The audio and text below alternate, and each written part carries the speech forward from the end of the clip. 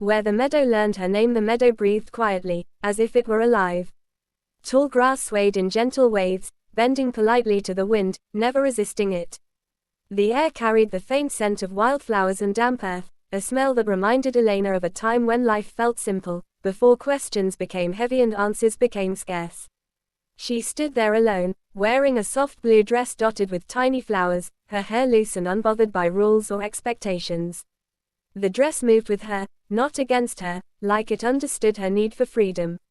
Her face held a quiet sadness, the kind that doesn't scream for attention but lingers like a shadow at sunset. Elena had come here because she could no longer stay where she was. The city had grown too loud, not just with traffic and voices, but with memories.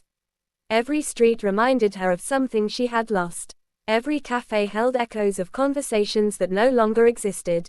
Even her own room felt crowded with thoughts she couldn't silence. So she left. She didn't tell anyone where she was going. She didn't pack much, just a small bag, her worn-out journal, and a heart that felt heavier than it should have. The meadow had no name on the map. She found it by accident, or maybe it found her.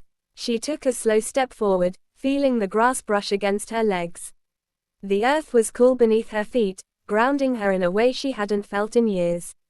With each step, her breathing softened, as though her body recognized safety before her mind did. Elena had always been sensitive. As a child, she cried at sad songs, noticed details others ignored, and felt emotions deeply, even when she didn't understand them. Adults called her too emotional, too quiet, too soft. She learned early that softness was something the world tried to harden. At school, she was the girl who listened. In friendships, she gave more than she received. In love, she gave everything.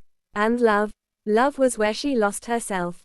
She remembered him clearly, not his face first, but his voice, the way it sounded certain, reassuring, promising.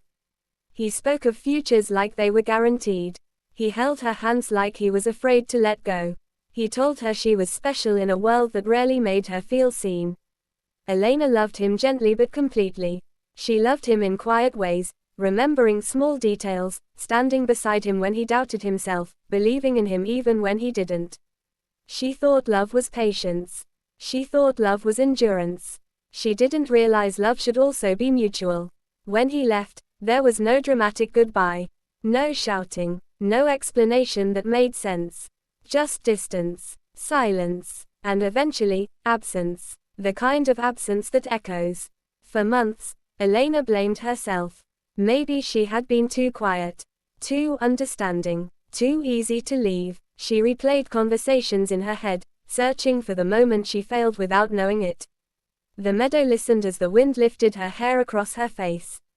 A strand brushed her cheek, and she didn't push it away.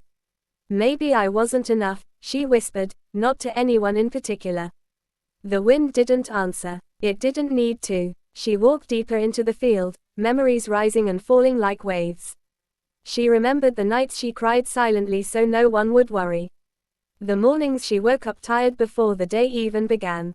The way she smiled in front of others, pretending she was healing faster than she actually was. People often told her, "You're strong." But they didn't see the cost of that strength. Elena sat down slowly, folding her legs beneath her, letting the grass cradle her weight. She closed her eyes. For the first time in a long while, she allowed herself to feel everything without judgment. The sadness, the disappointment, the love that still existed without a place to go. Tears came quietly, slipping down her cheeks without urgency. She didn't wipe.